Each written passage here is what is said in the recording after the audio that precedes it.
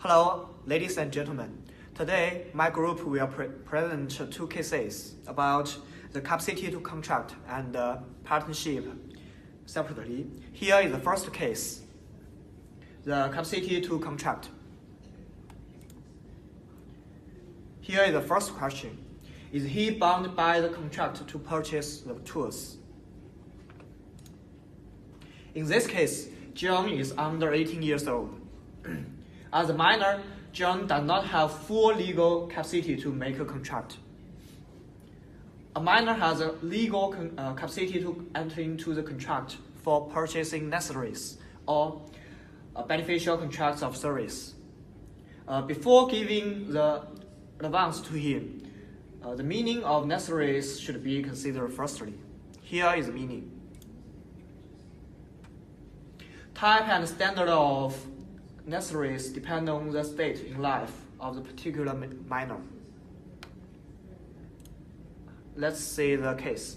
In this question, the key is whether a set of tools John purchased belongs to the necessaries. In my opinion, it is, because he was going to start an apprenticeship and his contract of his apprenticeship belongs to beneficial contract of service.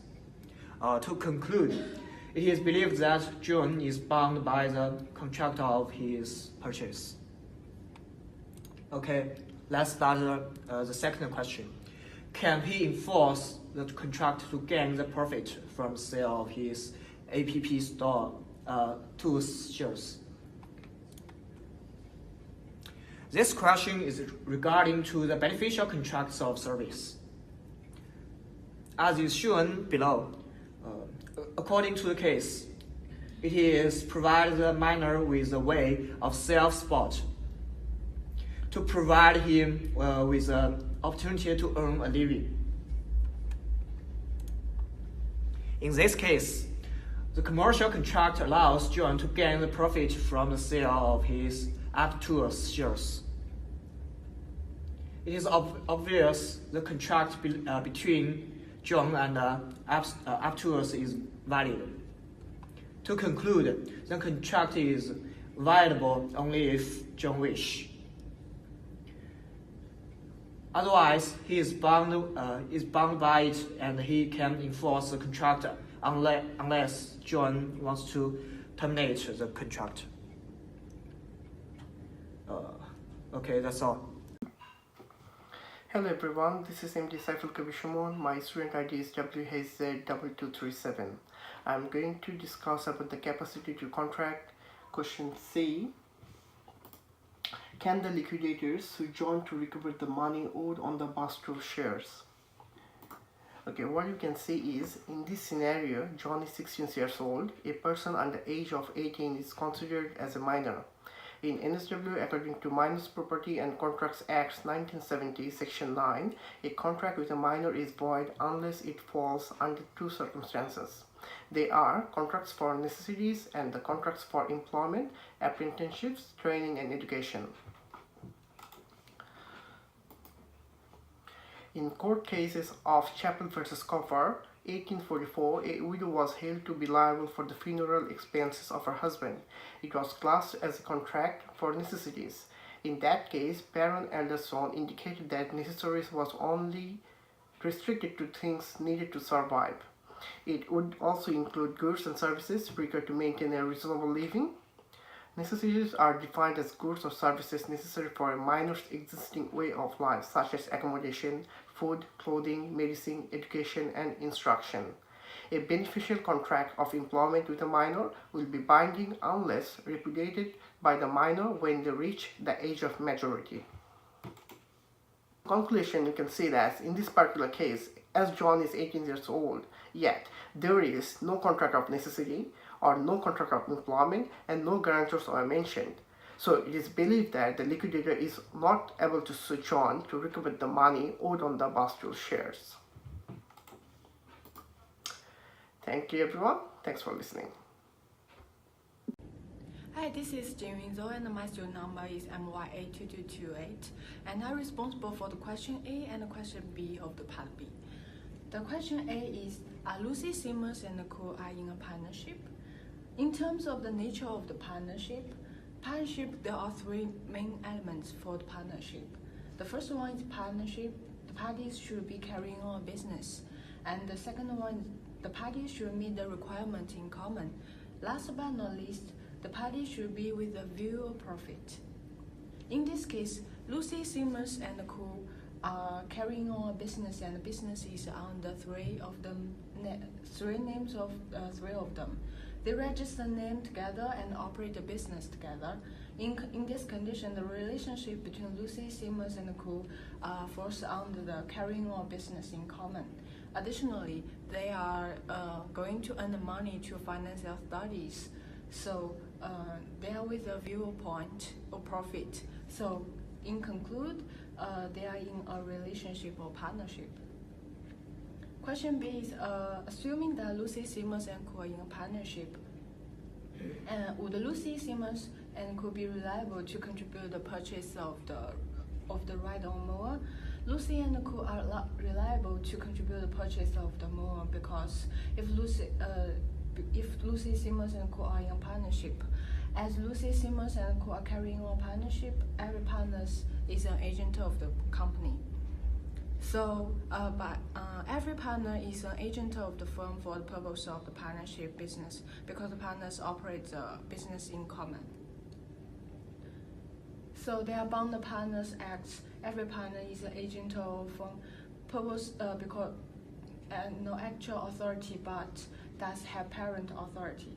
So, I conclude that Lucy and Co are reliable to contribute the purchase of the ride-on mower. Thanks. Hello, my name is MENGCHEN. Student number is EWA2002. I will discuss the question C and D of part B. The question C, Lucy is in breach of the partnership duties because of the duties of partnership including 4 points. The first one, act in good faith in company's interest. The second one, use the powers of proper purpose. The third one, return the discretionary power, and the last one to avoid conflicts of interest. Actually, Lucy's responsibility including the first one and the last one. In this case, Lucy made money with other works which have conflicts of interest with company. Also, she is the partner of company. If she wants to make money by other ways, she needs to ask partners advice, and the most important thing is to those work has no conflicts of interest with company. The question D, the fast cat company can under the new national business name registration law, which the ASIC administers. It is possible to do a search online to find who are the owners of the business. We can use the two websites. We just enter the business name and we can look up the owners behind the business name. Thank you, that's all. Hi, my name is KWAN. I'm doing part B, question E and F. So for question E, the first question is about the impact of the business after one of the partners passing away. So just in case, some of the cases is if they have a written partner agreement in the very beginning, that agreement comes to regulate the outcome of the business. But in this particular case, they didn't sign any written agreement at all throughout the whole partnership. So the State Partnership Act will come in and regulate the outcome of the business. So in this case, New South Wales Legislation Partnership Act 1982, number 12, Division 4, Dissolution of the Partnership 33, comes in and regulate the outcome of the business, which means that Lee and Koo, they have to win up the company and have to sell all the partnership properties in the end. So for question E, that's for question E. So for question F, what is partnership properties? So the New South Wales Partnership Act 1982, number 12, written that all properties, the right and the interest in properties originally bought into the business are considered as the partnership properties.